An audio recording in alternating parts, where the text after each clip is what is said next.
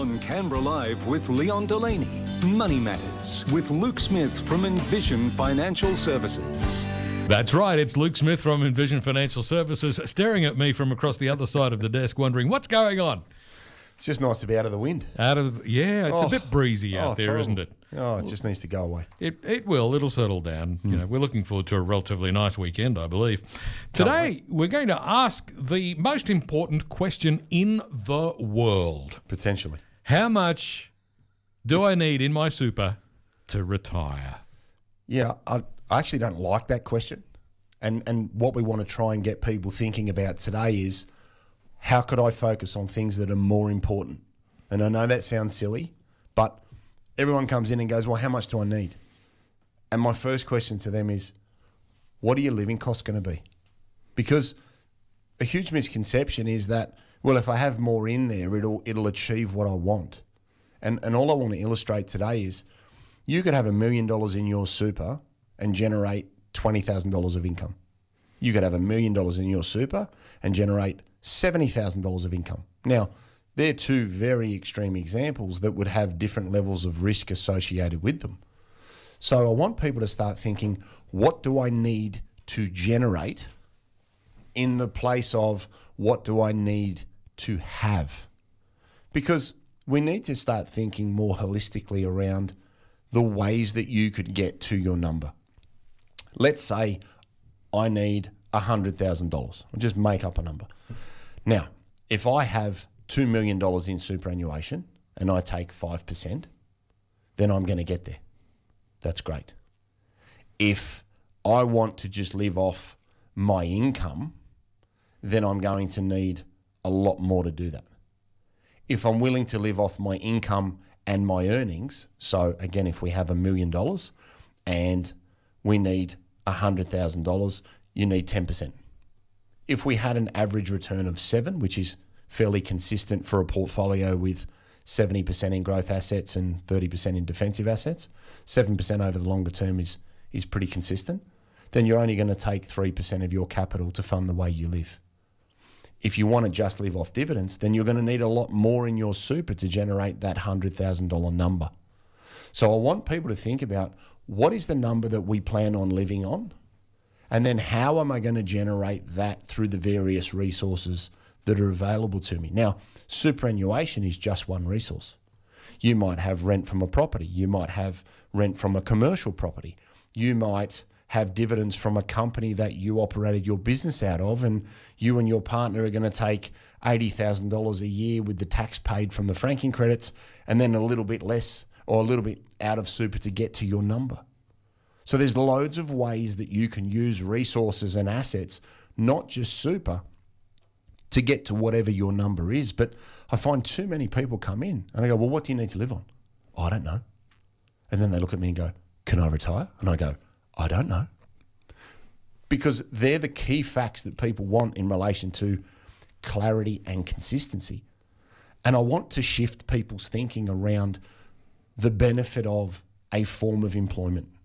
Now, I get that people work their whole life and they get very tired and they get overdoing 40 or 50 hours, depending on what occupation you're in. And they go, right, I'm done and I'm never working again.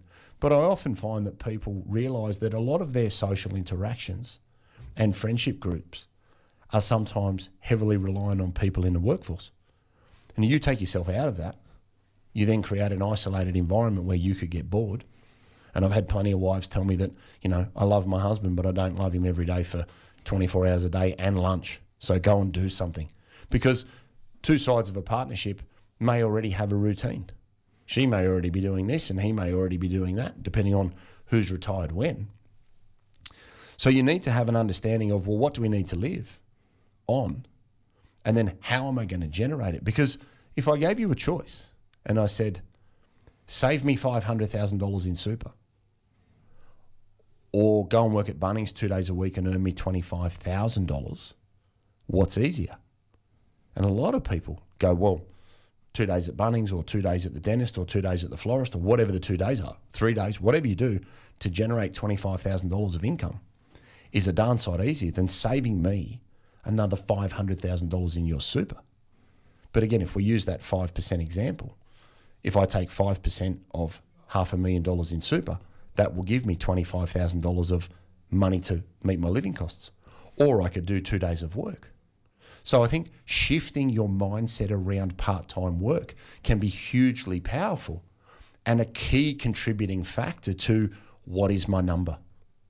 Because everybody wants their super to last forever. I get that. Everybody wants to see their super go up all the time.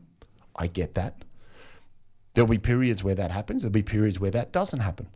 There'll be periods where something happens that's out of your control and all of a sudden you need X amount of money for something. And you go, oh, I don't want to pull it out of there. Can I make it up? Does that affect how I live? So I want people to think about working on a part-time basis as a really, really powerful resource. And I've got loads of people that I look after that go, right, next year we're going on a couple of bender holidays. I'll go out and get a contract for this or that so that you can use a lot of what's earned to cover those one-off costs or, special trips so that your core invested value is far more sustainable and is less likely to be impacted by a capital withdrawal. But it all comes back to saying, what do I need to live on? Not how much do I have? Another great example, I have people come in with investment properties all the time and go, look at all these properties. And I go, show me the income. Oh, well, that one's negative and that one's negative and that one's neutral and that one's positive and that one's negative. Okay, so what are you going to live on? And now we need to start selling them because you haven't extinguished enough debt, or the yield from the particular asset is less than you could get from other investment opportunities, regardless of what they are.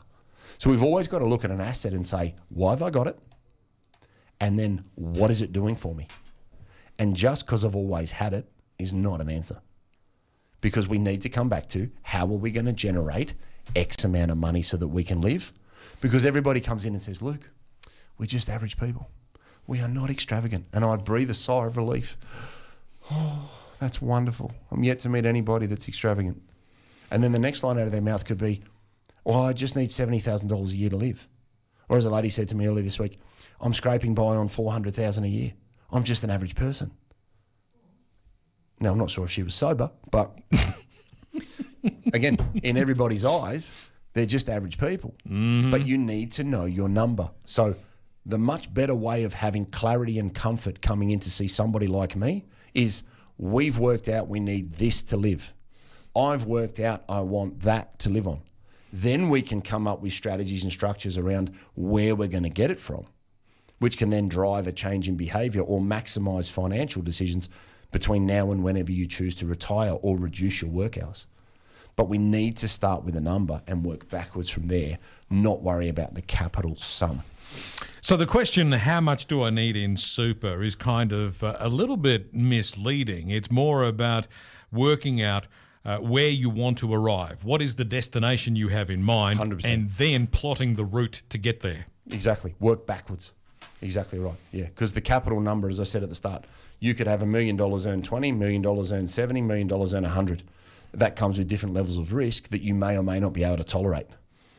So it's very important that we've got a viable number. And I'd rather tell people, hey, listen, that number's not going to be sustainable for very long because of X. Or, yeah, that number's fine. If we do this, this, and this, there'll be more than enough to generate that. Because after all, people just want peace of mind and clarity. That's why they come to somebody to get advice, to understand that they can achieve what they want to do with peace of mind and clarity. And they walk in with their fingers crossed and go, well, hopefully I haven't left it too late. Please tell me to be all right. And if that means that they need to change some behaviours between now and whenever they need to stop, okay, then so be it. But nobody's ever got upset about working towards something with structure. Everyone gets upset about walking in at 59 and 10 months old and go, so this super thing, should I be looking at that because I'm going to retire in November at 60? And I used to have a balaclava in a drawer in my office, but I don't have any drawers under my desk anymore where I would actually pull a balaclava out and go, look, there's a Westpac down the road. Let me know how you go. So again, preparation provides clarity. Clarity leads to good decisions and consistency in retirement, which ultimately is what everybody wants. You mentioned something a moment ago about people maybe having some investment properties, and then when you go through them, what's the income? And there is none because they're all negatively geared. Correct. Or some of them might be neutrally geared. Yep. That's one of the things that people often use as a reasoning for investing in a portfolio of properties. They aim to set themselves up for retirement, but you're not going to be able to do that if there's no income from it, are you? Correct. And the flip side to that is, well, you've made, and I had this conversation this week, you've made an amazing amount of capital gain on that property. So you've absolutely crushed it, which is fantastic. But if you look at the income side now against what you get against the value of it, in that example, they were getting $15,000 off a $1.8 million house. And you look at that as a yield and go, wow, that's horrible. So you've already done the hard yards and made the money. Now you need to shift the thinking. And again, we come back to, why have I got it? What is it doing for me? The why have I got it 20 years ago, great. Bought it cheap, prices went up, good location, area got gentrified, beautiful, wonderful result. But from an income perspective, it's horrible. Now, I find a lot of people are far more concerned about their cash flow in retirement than the capital value of an asset. And I think that's where people need to look and say, how can I manage my yield? You need to be in a super fund that lets you control dividends. You need to be in a super fund or a family trust that lets you control franking credits. You need flexibility in relation to your investment options. And you need to think with a much broader lens as to how I'm going to generate ongoing income to fund the way I want to live. So even if you have that example where you've made an amazing amount of money, yes, you might sell it and pay some tax. Okay, but there are contribution strategies and things that you can use to minimize that. But think about the opportunity cost. So in that particular example, we had a net position of, say, 1.2. Now, at 6 or 7%, that's a much, much bigger number than 15,000 a year ongoing. So you would recoup the difference and pay some tax. Because if I offered to them, well, I'll buy it off you at what you bought it for, they went, hang on, I'm happy to pay some. So again, we need to keep things in context around the use of the asset and the wonderful achievement that you've already locked in, and then how you parlay that achievement into greater flexibility and control. And in that example, they wanted to give money to the kids to knock off their mortgages so that they could see the value of their decisions right now rather than waiting until they'd passed to give it to the kids, which as a parent, that's all we do it for, right? So it's about using the assets you have for the family outcomes that you want to try and achieve, and part of that is looking after the kids and then funding a lifestyle that you can have as much control and flexibility over as possible. Luke Smith from Envision Financial is with me in the studio today, and we're addressing the question, how much do I need in my super in order to retire? It's about 11 minutes to 5. We'll be back with more in just a moment.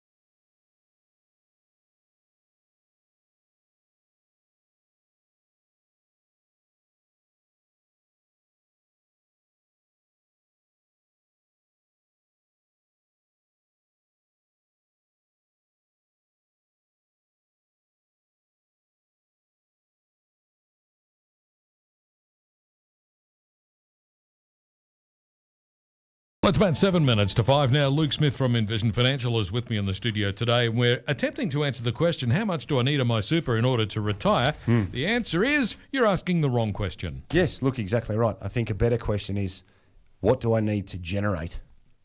Or how much income do I need? They're probably two better questions that I think will get people much faster to the end number and the peace of mind that they're after. Because if you make an assumption at 4 or 5% and go backwards, that'll get you to your number. And then you can look and say, well, what assets do I have to generate that? And that's when you start to get a little granular around, okay, well, what do I get out of that property? What do I get out of that commercial? What do I get out of that? What do I get out of this? What do I get out of a trust? What do I get out of my super?